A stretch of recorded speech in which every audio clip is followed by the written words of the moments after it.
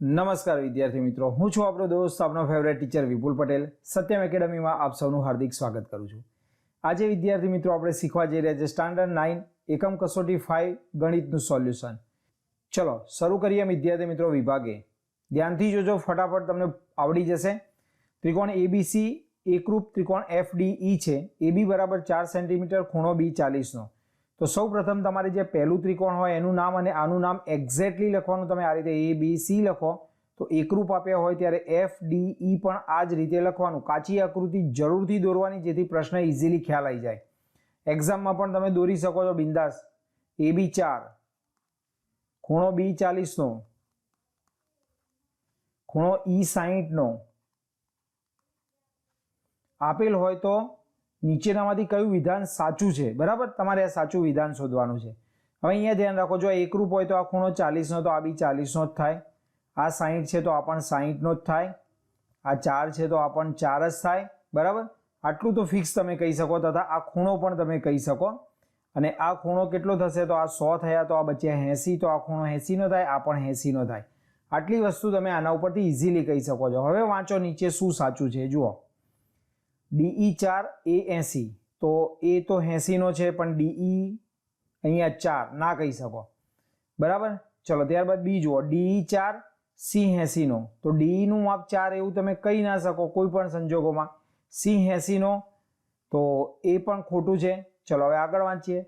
DF 4 centimetre, તો ચલો DF 4 centimetre છે આપણે કહી શકતા હતા. અને ખૂણો એ 80નો, તો ખૂણો એ 80નો છે એ પણ કહી શકીએ છીએ. માટે આપણો જવાબ આવશે સી. તો આ રીતે વિદ્યાર્થી મિત્રો કાચી આકૃતિ દોરી અને તમે એની અંદરથી જે જાણતા હોય એ લખી નાખવાનું, જેથી કરીને સત્ય વિધાન ઓટોમેટિક બહાર આવી જશે. ચલો હવે આપણે જોઈએ ક્વેશ્ચન નંબર 2. ત્રિકોણ એબીસી અને ત્રિકોણ ડીઈએફમાં એબી બરાબર એફડી છે, બરાબર? તો પહેલું નામ તમે આડેધડ લખી શકો, સીધે સીધું લખી નાખો, કોઈ પણ ચિંતા કર્યા વગર એબીસી.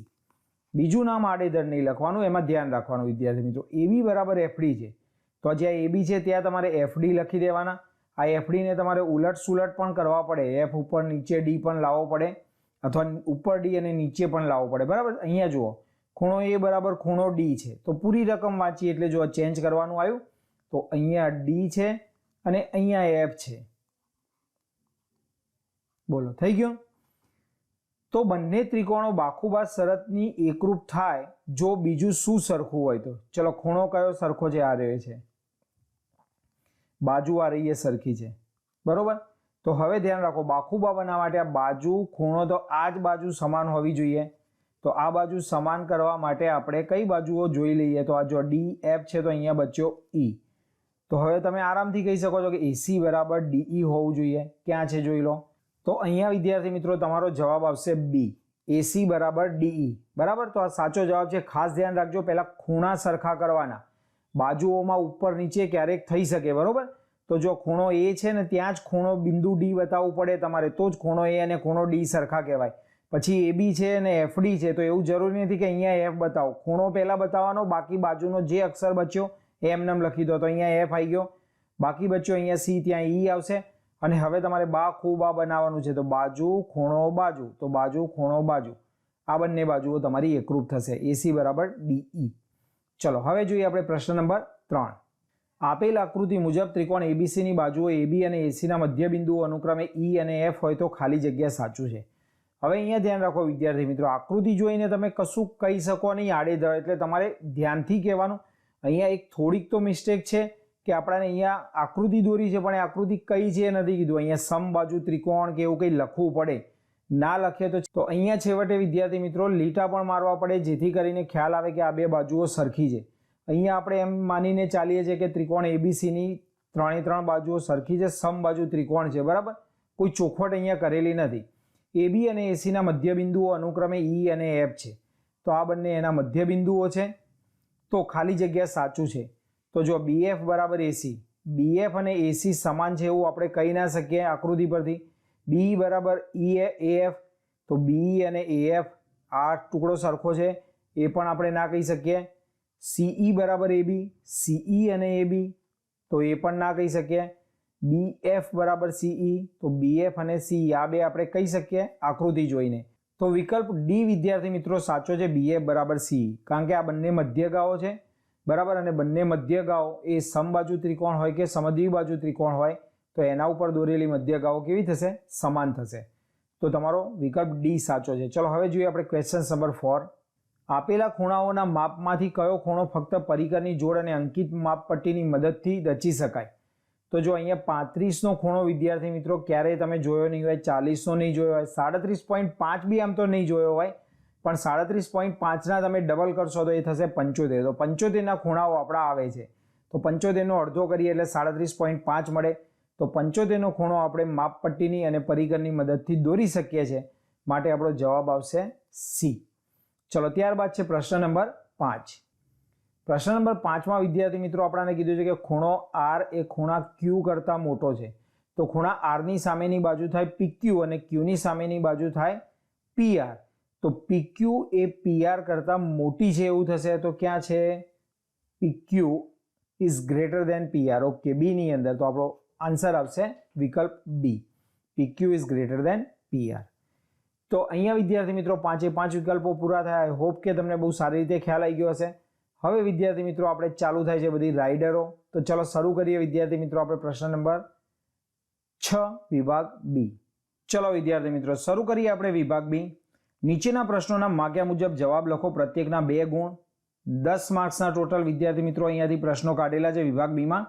પ્રશ્ન નંબર 6 છે આપેલ આકૃતિમાં એસી બરાબર એઈ તથા એબી બરાબર એડી અને ખૂણો બીએડી ઇઝ ઇક્વલ ટુ ઈએસી હોય. અહીંયા જ્યાં સુધી હોય આપેલું હોય વિદ્યાર્થી મિત્રો આ તમારો પક્ષ કહેવાય.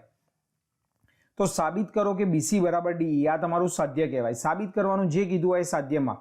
પક્ષ સાધ્ય ખાસ લખવાનું. ઘણા ટીચરો નથી લખાવતા પણ 10મામાં આવશે એટલે ડોન્ટ વરી. પક્ષ અને સાધ્ય બે ખાસ લખજો જેથી તમને થોડાક બી માર્ક્સ મળે અંદર. સાબિતીમાં ભૂલો પડે તો પ્રોબ્લેમ ના થાય જ્યારે રિયલમાં એક્ઝામ આપો ત્યારે. અત્યારે તો મોસ્ટ ઓફલી બધા છોકરાઓ ઉતારો જ મારતા હોય છે, બરોબર, અમને ખ્યાલ છે, પણ જનરલી હું તમને એડવાઇસ આપીશ કે ઉતારો નહીં મારો, કમસે કમ એકવાર શીખીને જાતે લખવા કોશિશ કરવી. ચલો સ્ટાર્ટ કરીએ. પક્ષ. પક્ષની અંદર વિદ્યાર્થી મિત્રો મેં તમને કીધું એ અહીંયાથી લઈને અહીંયા સુધી અહીં કરીને લખી નાખો, બરાબર, આ આપેલ છે. સાધ્યની અંદર પાછળ જે સાબિત કરવાનું હોય એ લખીશું કે આ સાબિત કરવાનું છે. હવે તમારે આ સ્ટાર્ટ કરવાનું છે. આ રીતે એક ત્રિકોણ લેવાનું છે અને આ બીજું ત્રિકોણ લેવાનું છે. એના એક એક ખૂણા લઈશું એટલે ખૂણો બીએડી ઇઝ ઇક્વલ ટુ ખૂણો ઈએસી. બીએડી અને ઈએસી આ તમને જો અહીંયા પક્ષમાં આપેલું છે, બરાબર, એટલે આપણે અંદર આનો પક્ષ બનાવ્યો છે આઈ રહ્યો, તો આપણે અહીંયા પક્ષ લખી દઈશું. એમાં બંને બાજુ વિદ્યાર્થી મિત્રો આપણે ડીએસી ઉમેરી દેવાના. અહીંયા ડીએસી ઉમેર્યો, અહીંયા ડીએસી ઉમેર્યો. તો અહીંયા ડીએસી ઉમેર્યો એટલે હવે આખો ખૂણો બની ગયો બીએસી અને આઈ રહ્યો આખો ખૂણો બની ગયો ડીએઈ. તો જો બંને બાજુ ડીએસી ઉમેર્યા એટલે જે ખૂણા બન્યા એ બન્યા બીએસી અને ડીએઈ. આસનનો કોણ પરિણામ નંબર 1 આપી દો. હવે બે ત્રિકોણો થઈ ગયા આપણા જોડે બીએસી અને ડીએઈ, બરાબર. બીએસી અને ડીએઈ એમાં જે બાજુઓ સરખી હોય એ આપણે લખીશું. તો એસી બરાબર એઈ છે. એસી અને એઈ બે સમાન અહીંયા આકૃતિમાં જો તમને આપેલી છે બે લીટા. ગણિતની ભાષા છે કે બંને બાજુ સરખા લીટા કર્યા હોય બાજુઓ સરખી કહેવાય. તો આ બે સરખી આપેલી છે અને આપણાને પક્ષમાં પણ આપેલી છે પાછી. ત્યારબાદ એબી બરાબર એડી. તો એબી અને એડી એ બે બાજુઓ સરખી છે. આ પણ આપણાને પક્ષમાં આપેલી છે, બરોબર, એટલે આપણે લખીશું પક્ષ.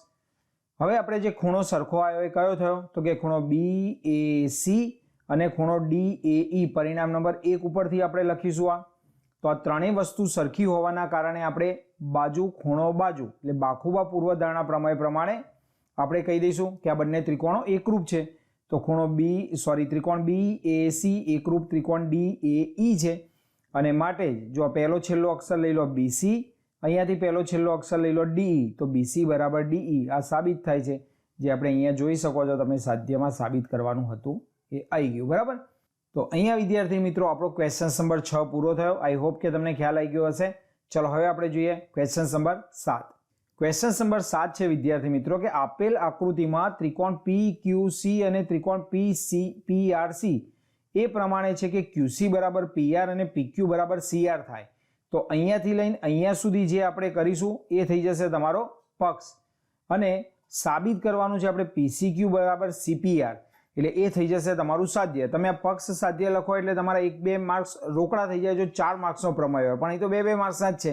તો 1 માર્ક્સ તો મળે જ કમસે કમ, તો એટલું તો લખવાનું જ જ્યારે તમે પેપર લખો ત્યારે. સાબિતી ત્રિકોણ PQC અને ત્રિકોણ PRC માં PQC અને PRC ની અંદર કઈ કઈ બાજુઓ સરખી છે જુઓ તો અહીંયા QC અને PR સરખી છે, પક્ષમાં પણ આપેલું છે આપણને અને આકૃતિ પરથી બી આપણે સમજી શકીએ છીએ, અને PQ અને CR બે સરખી છે તો એ આપણે લખી દઈશું પક્ષ. હવે આ બાજુ કોમન છે, PC આમાં પણ છે અને આમાં પણ છે, જે બાજુ હંમેશા સરખી હોય તો PC બરાબર PC લખીએ, કોમન બાજુ સરખી હોય મતલબ એ એક જ બાજુ લખો એને તમે સામાન્ય બાજુ લખી શકો છો.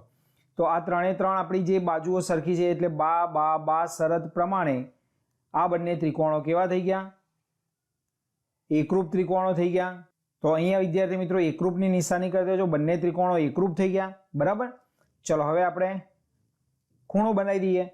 તો જો PCQ આપણને જે પક્ષમાં કીધો હતો એ PCQ, તો અહીંયાથી આ રીતે ગણવાનો PCQ, તો સામે અહીંયા લેવાનો CPR થઈ ગયો. તો આ બંને ખૂણા કેવા ખૂણાઓ છે? એકરૂપ ખૂણાઓ છે, એટલે કે સરખા ખૂણાઓ છે. આપણું સાધ્ય થઈ ગયું, 2 માર્ક્સ આપણા અહીંયા રોકડા. તો આઈ હોપ કે તમને આ ક્વેશ્ચન્સ પણ બહુ સારી રીતે આવડી ગયો હશે. ચલો હવે જોઈએ આપણે પ્રશ્ન નંબર 8. ચલો વિદ્યાર્થી મિત્રો શરૂ કરીએ આપણે પ્રશ્ન નંબર 8. રેખાખંડ AB એ રેખાખંડ CD ને સમાંતર છે, O એ AD નું મધ્ય બિંદુ છે. તો આટલો વિદ્યાર્થી મિત્રો તમારો પક્ષ થઈ જશે. બરાબર, અહીંયાથી અહીંયા સુધી જો પક્ષમાં આપણે લખી દીધું છે. બરાબર, સાબિત કરો કે ત્રિકોણ AOB એકરૂપ ત્રિકોણ DOC અને OABC નું મધ્ય બિંદુ છે. તો આ બંને તમારે સાધ્યમાં લખી દેવાના છે. અહીંયા પણ તમને થોડાક માર્ક્સ મળી જશે, 2 માર્ક્સનો ભલે પ્રશ્ન રહ્યો, તમને આ રીતે મળી જાય, 1 માર્ક્સ મળી જાય, 1 માર્ક્સ આનો અને 1 માર્ક્સ આનો, એમ કરીને 3 થતા હોય તો આપણે આનો અડધો ને આનો 1 માર્ક્સ આકૃતિ સાથે કમ્પ્લીટ કરો એટલે મળી જાય તમને.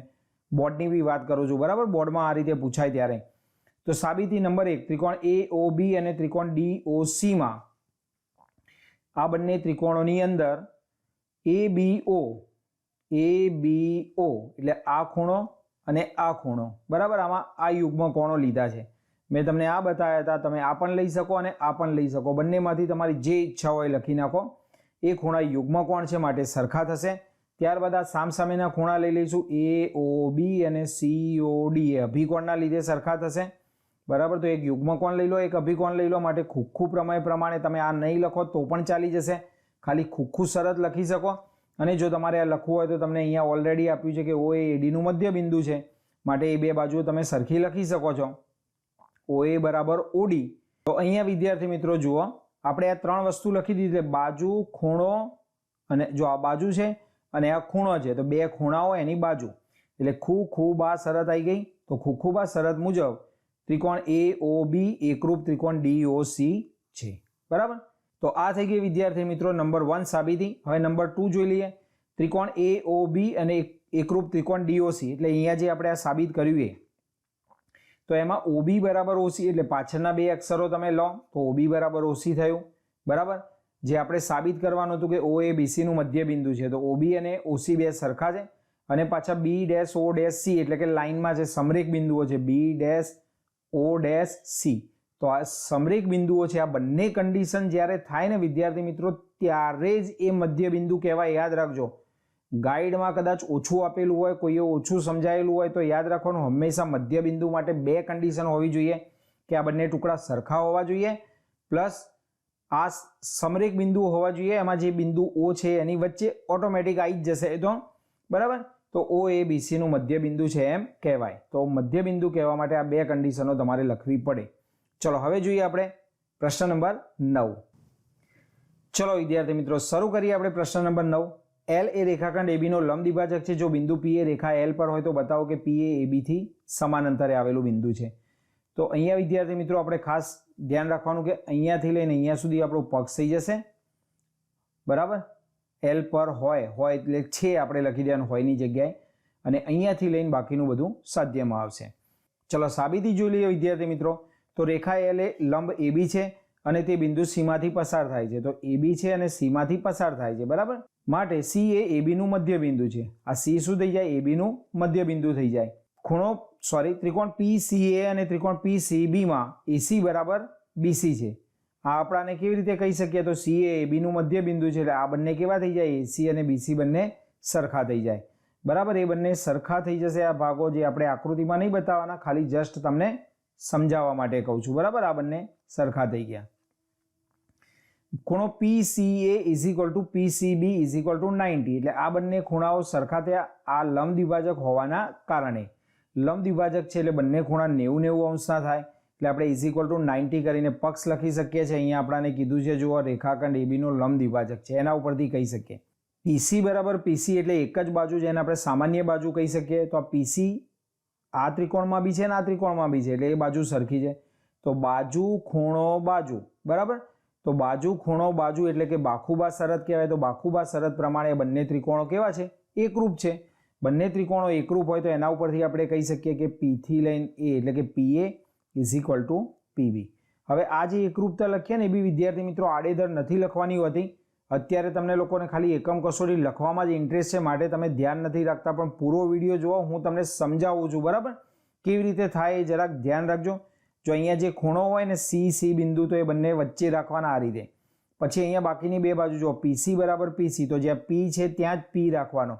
હવે બાકી અહીંયા બચ્યું બિંદુ A અને અહીંયા બચ્યું બિંદુ B આ બંને ત્રિકોણોમાં બરાબર. આ બંને ત્રિકોણો જોઈ લે અને કયું બિંદુ બાકી રહ્યું તો A અને B, તો એ રીતે લખી અને પછી સંગતતા કરવાની.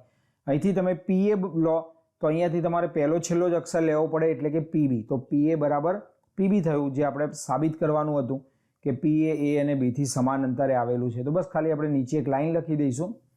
આમ PA A અને B થી સમાન અંતરે આવેલું બિંદુ છે. ચલો અહીંયા મેં લખી નથી પણ લખી દઉં.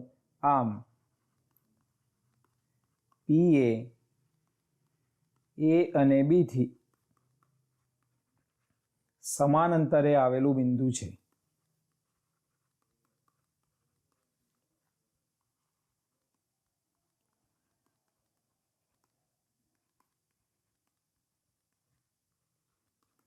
ચલો હવે જોઈએ વિદ્યાર્થી મિત્રો આપણે નેક્સ્ટ ક્વેશ્ચન એટલે કે પ્રશ્ન નંબર 10.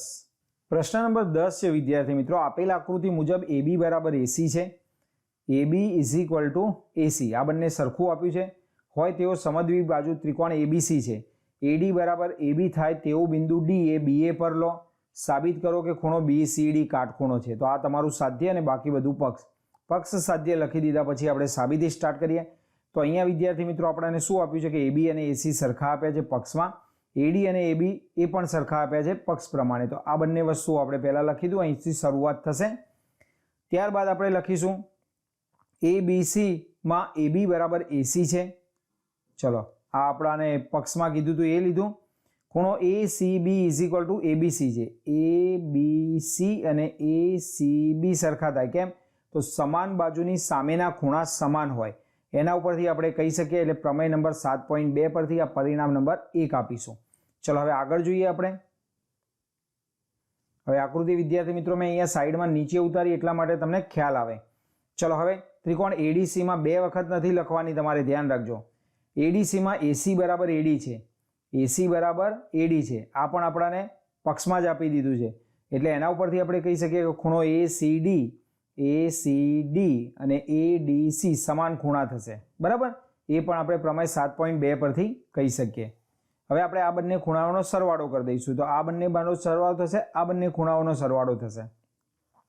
તો લેફ્ટ સાઈડનો સરવાળો કર્યો, રાઈટ સાઈડનો સરવાળો કર્યો. હવે વિદ્યાર્થી મિત્રો ધ્યાન રાખો, જો ACB અને ACD અને ACD એટલે આખો ખૂણો બની જાય BCD. હવે અહીંયા ધ્યાન રાખો વિદ્યાર્થી મિત્રો, ABC, તો ABC ને તમે DBC કહી શકો કારણ કે એ જ ખૂણો છે. તો ABC ની જગ્યાએ આપણે લખી દઈશું DBC.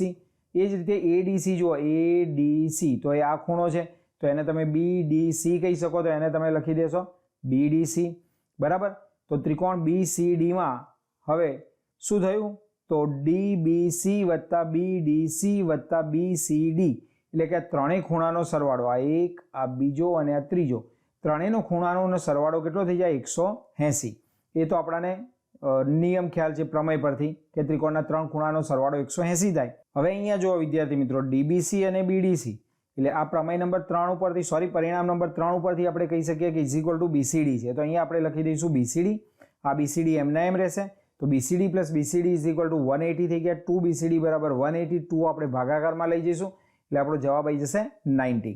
તો BCD ઇઝ ઇક્વલ ટુ 2 ભાગાકારમાં ગયા એટલે આવી ગયા 90°. તો આ થઈ ગયો તમારો એક્ઝેક્ટલી પ્રશ્ન નંબર 10 પૂરો. ચલો હવે આપણે જોઈએ પ્રશ્ન નંબર 11. પ્રશ્ન નંબર 11 વિદ્યાર્થી મિત્રો વિભાગ સી ની અંદર આવશે. 3 માર્ક્સના 2 પ્રશ્નો આવશે. ટોટલ 6 માર્ક્સ છે. આ પણ તમારે રાઇડરો અને પ્રમેયો બસ એ રીતે જ છે.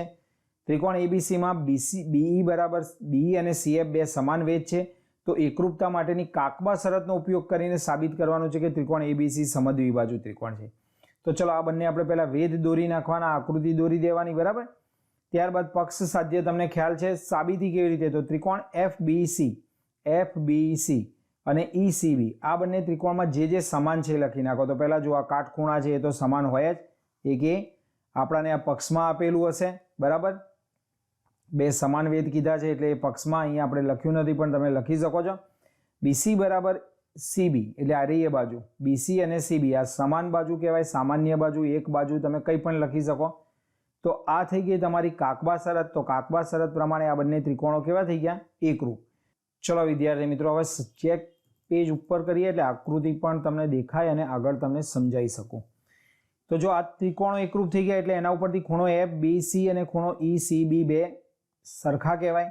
હવે અહીંયા ધ્યાન રાખજો, એફ બી સીની જગ્યાએ તમે એ બી સી પણ લખી શકો. તો એની જગ્યાએ આપણે લખીશું એબીસી.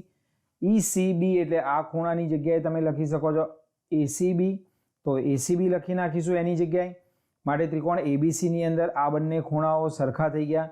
તો આ બંને ખૂણાઓ સરખા થયા તો સમાન ખૂણાની સામેની બાજુઓ સમાન હોય એ નિયમ લગાવી દીધો એટલે એસી બરાબર એબી થઈ ગયો. જે આપણે સાબિત કરવાનું હતું કે સમદ્વિબાજુ ત્રિકોણ છે એટલે બે બાજુઓ સરખી છે, માટે આપણે કહી શકીએ કે આ ત્રિકોણ સમદ્વિબાજુ ત્રિકોણ છે. બસ આપણે નીચે ખાલી લખવાનું છે. તો અહીંયા તમારો પ્રશ્ન નંબર 11 પણ પૂરો થયો. ચલો હવે જોઈએ આપણે પ્રશ્ન નંબર 12. ચલો વિદ્યાર્થી મિત્રો શરૂ કરીએ આપણે પ્રશ્ન નંબર 12. આપેલ આકૃતિમાં ટી અને એમ સમાંતર બાજુ ચતુષ્કોણ PQRS માં એ પ્રમાણે છે જેથી PT બરાબર MR અને PT સમાંતર MR થાય. તો ત્રિકોણની એકરૂપતાની શરતનો ઉપયોગ કરી સાબિત કરો કે ત્રિકોણ PTR એકરૂપ ત્રિકોણ RMP છે. RT સમાંતર PM અને RT બરાબર PM છે. તો પક્ષ સાધ્ય તો વિદ્યાર્થી મિત્રો તમને ખબર છે કે સાબિત કરો પહેલાનું જે બી હોય બધું પક્ષમાં લખી દઈશું અને સાબિત કરવાનું જે કીધું છે આપણે સાધ્યમાં લખી દઈશું. તો ચલો અહીંયા તમારા પક્ષ સાધ્ય પૂરા થઈ ગયા. હવે આપણે જોઈએ પરિણામ નંબર 1ની સાબિતી અને પરિણામ નંબર 2ની સાબિતી. તો અહીં ખૂણો TPR ખૂણો MRP છે. PR બરાબર PR સામાન્ય બાજુ થશે, PT બરાબર MR પક્ષમાં આપેલો છે, બરાબર. માટે બાખુબા શરત પ્રમાણે આ ત્રિકોણો કેવા થઈ જશે? એકરૂપ. તમારો ફર્સ્ટ પ્રમેય પૂરો થઈ જશે, મતલબ ફર્સ્ટ નંબરની સાબિતી. સેકન્ડ નંબર જુઓ, RT PM છે આપણે પરિણામ નંબર આના ઉપરથી કહી શકીએ. જો છેલ્લા બે અક્ષર બરાબર છેલ્લા બે અક્ષર. તો સમાન બાજુની સામેના ખૂણાઓ સમાન હોય એટલે અહીંયા આપણે TRP અને MPR લખી દઈશું, બરાબર. તેથી RT સમાંતર શું થઈ જશે? PM થઈ જશે. આમ કારણ આપણે લખીશું TRP MPR છે એના માટે આ સમાંતર કહેવાશે. તો આ રીતે આપણું પરિણામ નંબર 2 પણ સાબિત થઈ જશે. તો અહીંયા વિદ્યાર્થી મિત્રો આપણો પ્રશ્ન નંબર 12 પણ પૂરો થયો. ચલો હવે જોઈએ આપણે પ્રશ્ન નંબર 13. ચલો વિદ્યાર્થી મિત્રો શરૂ કરીએ આપણે વિભાગ ડી. નીચેના પ્રશ્નોના જવાબ આપો. પ્રશ્ન નંબર 13 ક્વેશ્ચન્સ 1 અને 2 એમ બે ભાગ છે આની અંદર. 5 સેન્ટીમીટર બાજુવાળા સમબાજુ ત્રિકોણની રચના કરી તેની યથાર્થતા દર્શાવો. મેળવેલ ત્રિકોણની બધી જ બાજુઓના લંબ દ્વિભાજક અને બધા જ ખૂણાના દ્વિભાજકની રચના કરો અને તમારા અવલોકનનું તારણ લખો. એટલે બહુ જ મોટી રચના છે વિદ્યાર્થી મિત્રો, બહુ ધ્યાનથી જોજો અને સ્ટેપ બાય સ્ટેપ મારી સાથે દોરતા રહેજો. સૌ પ્રથમ વિદ્યાર્થી મિત્રો આપણે એક કિરણની રચના કરી દઈએ.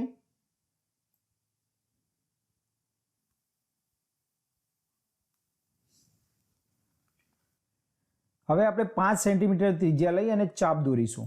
તો ચલો સૌ પ્રથમ આપણે 5 સેન્ટીમીટરનું માપ લઈ લઈએ. અહીંયા તમારે 0 ઉપર મૂકવાનું છે, બીને કેન્દ્ર ગણી, બરાબર. આ એક્ઝેક્ટલી 0 ઉપર હોવું જોઈએ આપણું સેન્ટર. ચલો 5 સેન્ટીમીટરનું માપ લઈ લઈએ આપણે.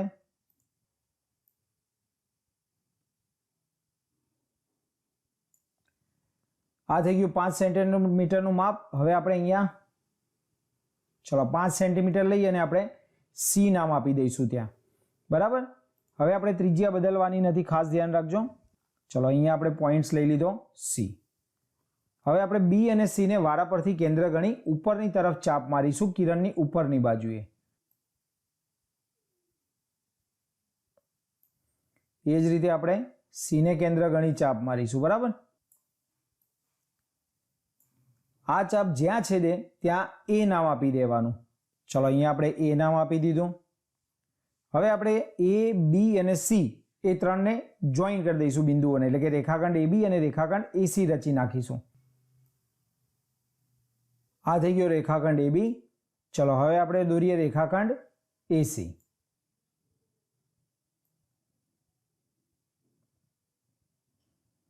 ચલો આ થઈ ગયો આપણો રેખાખંડ એસી. તો અહીંયા વિદ્યાર્થી મિત્રો આપણે જે ત્રિકોણ એ બી સી સમબાજુ ત્રિકોણ દોરવાનો હતો એ રચના થઈ ગઈ. હજુ આગળ ઘણું છે. જુઓ, રચના કરી તેની યથાર્થતા દર્શાવો, એટલે આપણે નીચે રચનાઓના મુદ્દા લખીશું, એની યથાર્થતા લખીશું. મેળવેલ ત્રિકોણની બધી જ બાજુઓના લંબ દ્વિભાજક અને બધા જ ખૂણાના દ્વિભાજક રચો. તો આ જેટલી પણ આ ત્રણ બાજુઓ દોરી એ બધાના લંબ દ્વિભાજક દોરવાના છે અને આ ખૂણાઓના દ્વિભાજકો દોરવાના છે. તો ચલો એ દોરી નાખીએ વિદ્યાર્થી મિત્રો. ચલો સૌપ્રથમ હું ખૂણાના દ્વિભાજકોની રચના કરવા માટે આ રીતે તમારે શું કરવાનું, એક ચાપ દોરી દેવાનું ત્રણેય ખૂણા ઉપરથી. તો હું ત્રણેય ખૂણા ઉપરથી દોરી અને પછી તમને બતાવું છું. ચલો હવે આપણે શું કરીશું, તો અંદરની બાજુ ચાપ દોરી દઈશું.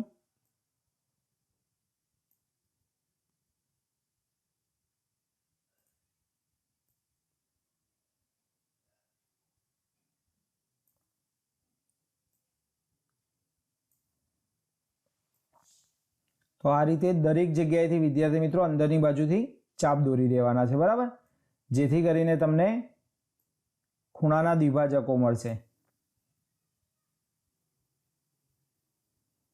અહીંયા તમે ચાપનું માપ નહીં બદલો તો ચાલશે, એટલે માપ બદલ્યા વગર કરજો. એક વખતે જે માપ લઈ લો એ જ માપથી તમારે રચના કરવાની છે. જો આ રીતે ત્રણે ત્રણ રચનાઓ આપણે કરી દઈશું. ચલો અહીંયાથી આપણે દોરી દઈએ.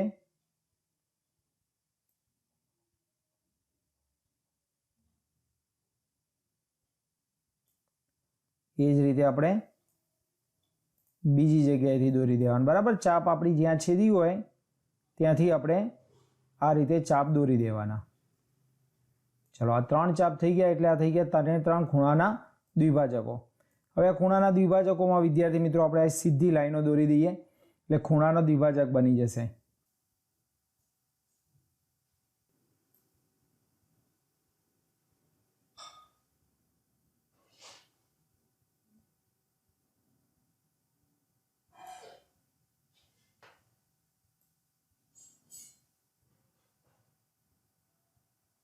તો આ થઈ ગયા વિદ્યાર્થી મિત્રો આપણા ખૂણાના દ્વિભાજકો, બરાબર. તો ખૂણાના દ્વિભાજકો દોર્યા પછી હવે આપણે લંબ દ્વિભાજકો કીધા છે. તો લંબ દ્વિભાજકો કેવી રીતે દોરાય એ સમજાવી દઉં તમને.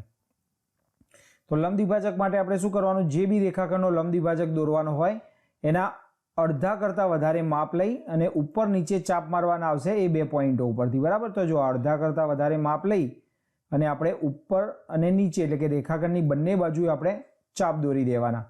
તો ચલો એક ચાપ હું અહીંયાથી આ રીતે દોરું છું. એ જ રીતે અંદરની સાઈડ આપણે એક ચાપ દોરી દઈએ, બરાબર. ચલો એ જ રીતે ઉપરની બાજુથી ચાપ દોરીશું. હવે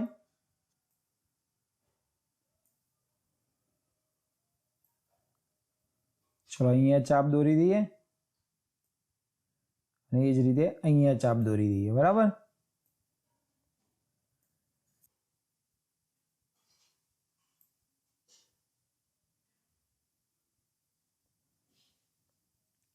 હવે જો વિદ્યાર્થી મિત્રો આપણે આ જે કિરણ એટલે કે ખૂણાનો દ્વિભાજક આપણે આમ લાંબુ દોરીએ વિદ્યાર્થી મિત્રો, તો એ જ આપણો લંબ દ્વિભાજક પણ આવે છે, બરાબર.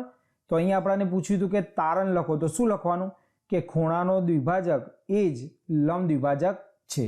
પણ આપણને લંબ દ્વિભાજક દોરવાના કીધા છે એટલે આપણે દોરવા તો પડશે જ. તો આ રીતે વિદ્યાર્થી મિત્રો તમે ત્રણેય બાજુથી ચાપ મારશો તો બરાબર એ ચાપ તમારા ખૂણાના દ્વિભાજકો અને લંબ દ્વિભાજકો સરખા છે એમ સાબિત કરી દેશે, બરાબર. એટલે આપણે ત્રણેય બાજુ એ ચાપ દોરી દઈએ. એક તો આપણે ઓલરેડી દોરેલો જ છે. ચલો અહીંયા બીજા ખૂણામાંથી પણ ચાપ દોરી દઈએ. ચલો બીજી બાજુથી બી દોરી દઈએ વિદ્યાર્થી મિત્રો, એટલે આપણો ચાપ કમ્પ્લીટ થઈ જાય. ચલો આ થઈ ગયો લંબ દ્વિભાજક, જો એમાંથી આ પસાર થતી રેખા, બરાબર. એ જ રીતે આપણે અહીંયા દોરી નાખીએ. ચલો આ થઈ ગયા તમારા લંબ દ્વિભાજકોની પણ રચના પૂરી, બરાબર. તો જુઓ તો આ થઈ ગયા વિદ્યાર્થી મિત્રો આપણા ખૂણાના દ્વિભાજકો. જો આ તીરવાળા છે બધા ખૂણાના દ્વિભાજકો છે, બરાબર. તો અહીંયા વિદ્યાર્થી મિત્રો આપણે જ્યારે લંબ દ્વિભાજકની ચાપ દોરી ત્યારે તમને ખ્યાલ આવી ગયો હશે કે ખૂણાના દ્વિભાજકો જે છે એ ચાપ ઉપર એટલે કે એના ઉપર જ બધી ચાપો આવે છે, એટલે કે લંબ દ્વિભાજક પણ એ જ છે. તો અહીંયા જે તારણ છે વિદ્યાર્થી મિત્રો શું આવશે તો કે ખૂણાનો દ્વિભાજક અને લંબ દ્વિભાજક બંને સમાન છે. ચલો ફટાફટ આપણે રચનાના મુદ્દાઓ જોઈ લઈએ અને ત્યારબાદ આપણે નેક્સ્ટ રચના જોઈ લઈએ. તો રચનાના મુદ્દા છે વિદ્યાર્થી મિત્રો, સૌપ્રથમ આપણે શું કર્યું હતું કે બીએમ કિરણની રચના કરી. બીએમ કિરણની રચના કર્યા બાદ 5 સેન્ટીમીટર ત્રિજ્યા લઈ બીને કેન્દ્ર ગણી ચાપ દોર્યા, બરાબર. જે બીએમ કિરણને જ્યાં છેદે ત્યાં સી નામ આપ્યું. પછી બી અને સીને વારા પરથી કેન્દ્ર લઈ 5-5 સેન્ટીમીટરની ત્રિજ્યા લઈ ચાપ દોર્યા, જ્યાં છેદે ત્યાં એ નામ આપ્યું. રેખાખંડ એબી અને રેખાખંડ એસી રચી નાખ્યો. આમ ત્રિકોણ એબીસી જે મળ્યો એ સમબાજુ ત્રિકોણ થઈ ગયો. તો આ રીતે આપણા રચનાના મુદ્દાઓ આવશે 4. એના પછી આપણને કીધું તો યથાર્થતા. યથાર્થતાનો મતલબ થાય કે આપણો ત્રિકોણ સમબાજુ બન્યો કે નહીં. તો એના માટે તમારે લખવાનું છે કે બીને કેન્દ્ર લઈ 5 સેન્ટીમીટર ત્રિજ્યા લઈ ચાપ દોર્યું. વર્તુળના કિરણ બીએમને જ્યાં છેદે ત્યાં સી નામ આપ્યું. બીસી બરાબર 5 સેન્ટીમીટર લીધા અને બી અને સીને કેન્દ્ર લઈ 5 સેન્ટીમીટર જેટલી ત્રિજ્યા લઈ ઉપર ચાપ દોર્યા, જેથી એબી બરાબર બી 5 થયો અને એસી બરાબર પણ 5 થશે. ચલો એબી બતાવી દો તમને. તો એસી બરાબર 5 સેન્ટીમીટર થાય એટલે એનો મતલબ એ 3 5 સેન્ટીમીટરના થઈ ગયા. આમ ત્રિકોણ એ બી સી એબી બરાબર બીસી બરાબર એસી બરાબર 5 સેન્ટીમીટર છે. આ થઈ ગઈ તમારી યથાર્થતા. યથાર્થતા બાદ આપણને એમ કીધું છે કે તારણ કાઢવાના હતા લંબ દ્વિભાજકો દોર્યા પછી. તો આપણે અહીંયા લખીશું કે ત્રિકોણ એ બી સી સમબાજુ છે, તેથી તેના ખૂણાના દ્વિભાજકો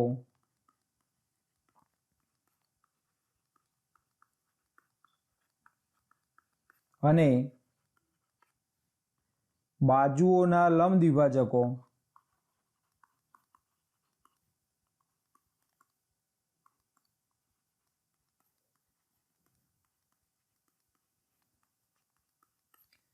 સમાન છે, એટલે એક જ છે બંને, બરાબર.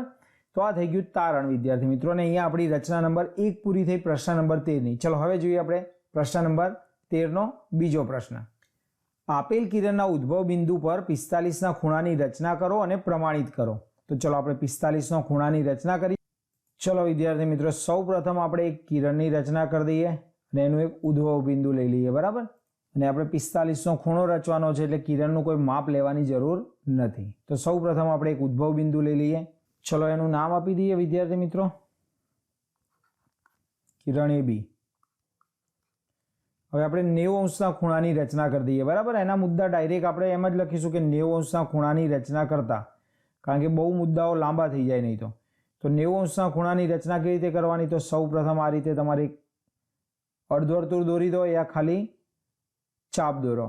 ત્યારબાદ તમારે એ ચાપ ઉપર 2 વખત ચાપ દોરવાના, 60-60ના એટલે 120 થઈ જાય. ચલો એક ખૂણો થયો 60નો.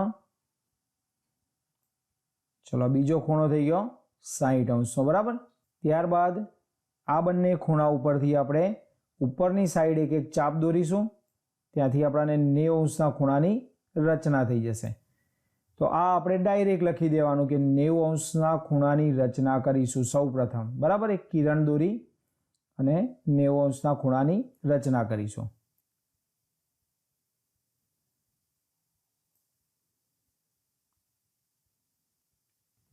ચલો સૌ પ્રથમ વિદ્યાર્થી મિત્રો આપણે 90 અંશના ખૂણાની રચના કરી દીધી, બરાબર.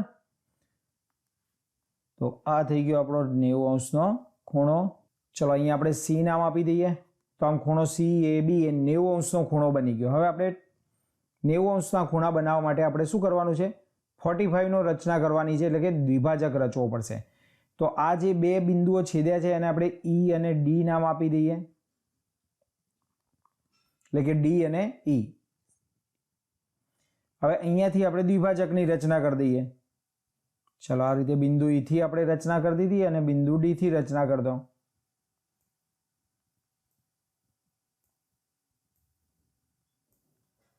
ચલો છેદ્યા નહીં તો આપણે એને શું કરીશું? ઈ ઉપરથી જઈને પાછું લંબાવી દઈશું. ચલો આ થઈ ગયો તમારો ચાપ. જ્યાં છેદે ત્યાં એફ નામ આપી દો. કિરણ એએફ ની રચના કરી દઈએ આપણે.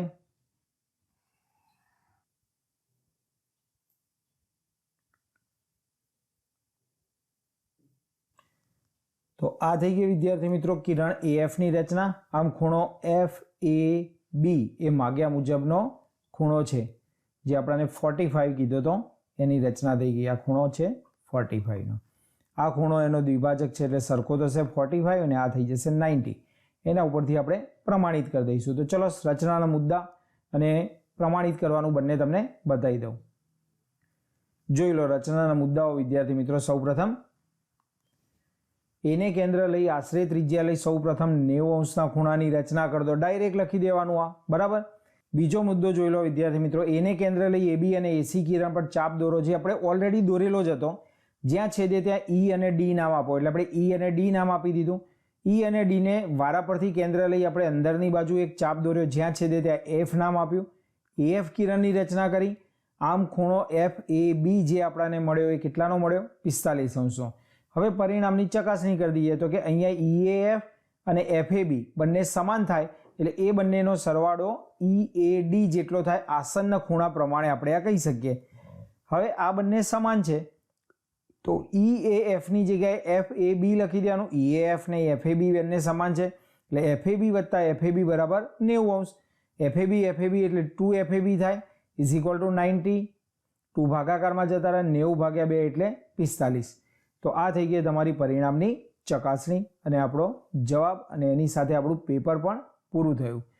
તો આઈ હોપ કે વિદ્યાર્થી મિત્રો આજે ચલાવેલા દરેકે દરેક પ્રશ્નો તમને ખૂબ સારી રીતે આવડી ગયા હશે. તો જો વિદ્યાર્થી મિત્રો તમને મારો વિડીયો પસંદ આવતો હોય તો પ્લીઝ લાઇક, શેર અને સબસ્ક્રાઇબ કરો. બીજા મિત્રોને જાણ કરો. જે વિદ્યાર્થી મિત્રો સબસ્ક્રાઇબ કરી ચૂક્યા છે એનો દિલથી આભાર. બહુ ઝડપથી ફરીથી મળીશું નવા વિડીયોની અંદર. નવા લક્ષ્ય અને નવા ધ્યેય સાથે આગળ વધીશું. જય હિન્દ, જય ભારત.